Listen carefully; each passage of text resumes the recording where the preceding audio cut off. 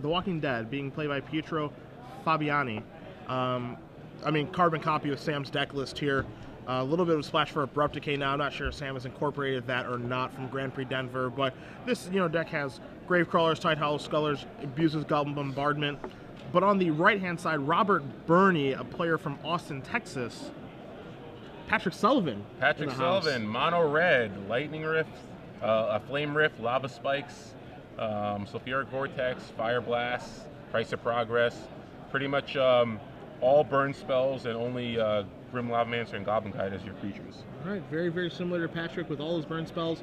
Nothing that can be wastelanded. He's got a ton of basics, and he's got a bunch of fetch lands to activate Searing Blaze. And we are going to see Faithless Looting here from Pietro. If you have never seen the Walking Dead deck before, it's a deck that uses its graveyard not as well as Dredge, but it tries to, with Gravecrawler, Bloodghast, Lingering Souls. If you discard that to Faithless Looting, you're getting a ton of card advantage there. It does have Cabal Therapy, and then can really start these, kind of interesting chains with Carrion Feeder, Goblin Bombardment, bringing back those Gravecrawlers and Bloodghast and just start going upstairs or make Feeder large. Really good cards in combination with Cabal Therapy. So it's a very synergistic deck. All the cards are fair on the surface, but once the ball gets rolling, it is actually pretty impressive. Yeah, I mean, if you like playing Dredge but prefer to win on turn 8, it's definitely the deck for you. And still has some of the same issues with the hate cards. That's true. That's true. But hey, he probably doesn't have to mulligan the 3 very often. That's true.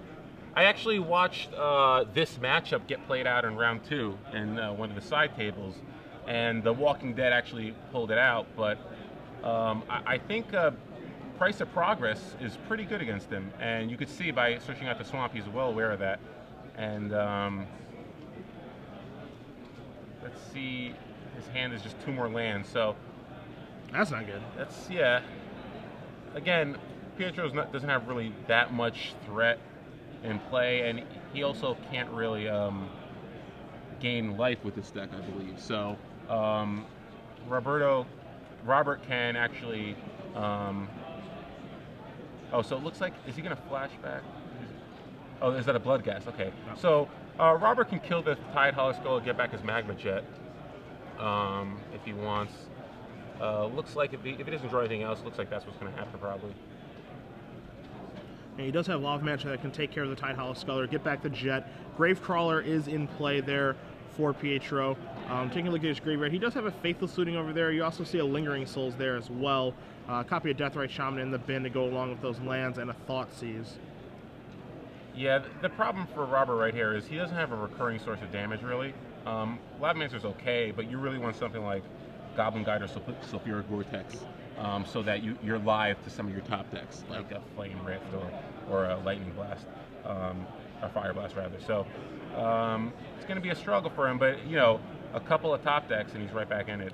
Because Pietro's giving him all the time in the world. Yeah, the thing about this Walking Dead deck is it doesn't really put on a very fast clock, and you're going to see a Lingering Souls get cast here, which is obviously a very good Magic card, but 2 1/1s in a combination with a couple of Grizzly Bears that are on the table, that's nothing really all that impressive. Doesn't get the game over with very quickly like a large Tarmogoyf would.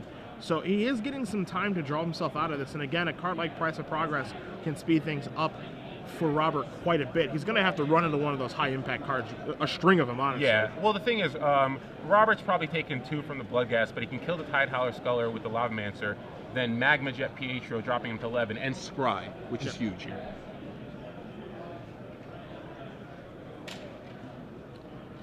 As we do see Pietro getting some Spirit Tokens into play here from our table spotter. Those are on the screen there for you guys. Yeah, 11 is a lot more manageable, especially when you have a Lavamancer in play, because there are plenty of 4 damage spells in Robert's deck. So one good Scry here, and he's right back in it. As we do see the Tidehollow Sculler going to get taken care of by the Grim Lavamancer. Gravecrawler hitting Robert for 2, going to put him down to 14. Going to move down to 13 because of the fetch land. Yeah, and again, even a flashback Lingering Souls, it's still going to give Robert 2 more turns to find what he needs. Oh. And, all he really needs is a Price, a Flame Rift, Fire Blast, some combination of those 2 cards, and that along with the Lavamancer should be enough to do it. So now we are going to see Magma Jet start the show. We're going to see a Scry 2 here. Going to knock Pietro down to 11. We need some help. Arid Mesa is not going to do it. Don't know what the other card is, though. It looks like maybe a Flame Rift. Lightning Rift. Oh, bottoms up.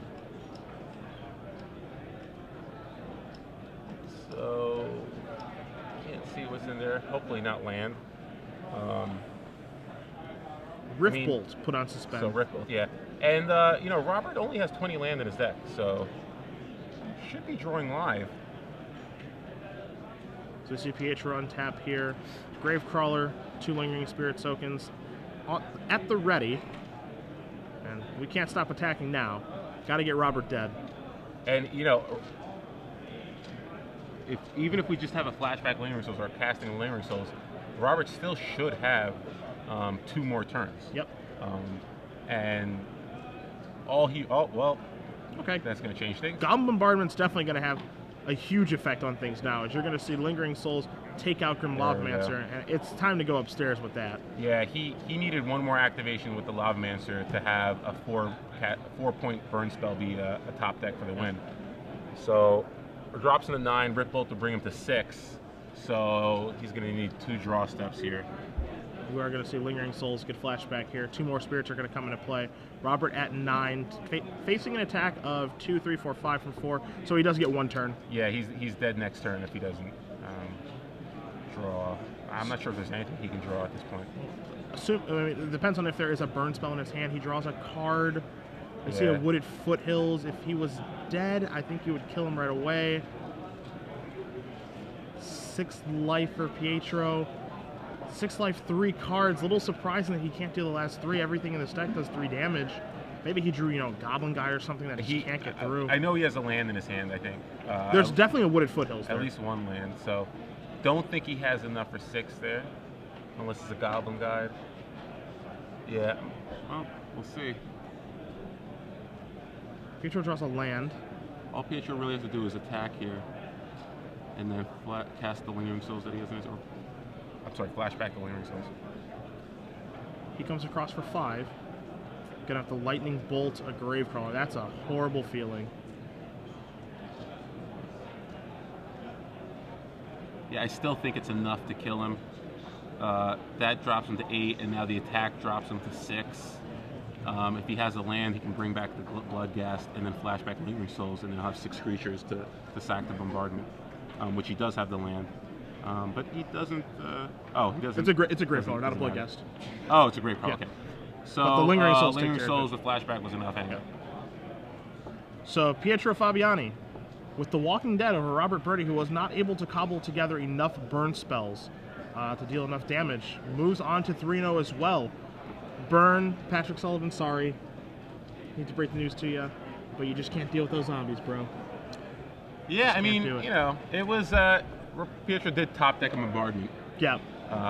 So without that card, Robert probably has a chance. But and I'm sorry I keep calling him Roberto. It's just Pietro Fabiani is running, and it's kind of throwing me off a little bit. Sure.